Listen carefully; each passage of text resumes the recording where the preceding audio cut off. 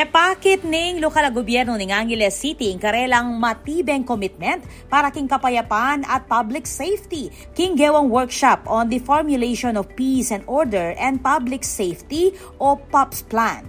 Megsilbing tubod kang City Mayor Carmelo John Lasadit II, i-Councilor Attorney Jessel Dayrit, king amanuang aktibidad. Nung nukarin, pepasyag na niti, reng maanimunang prioridad ning alkaldi, king pamagpanatili ning peace and order king syudad. Agpang kang Councilor Attorney Dayrit, ing tatalakada pamuntok ning Committee on Peace and Order. Balaos ing pamagsumikap ning Angeles LGU, kaya duwangan ning Department of the Interior and Local Government at aliwa pang community leaders bang makabuong konkretong programa amamye mas ligtas, mas matatag at mas mapayapang komunidad para karenganggang Angelenyo. Pasalamat iyan naman ning LGU king DILG at kareng kayaduangan king pampublikong serbisyo king balaw sa suporta dareti king inisyatiba para king seguridad ning Angeles. Ako po, Patricia Mamangon para king News Force Pampanga.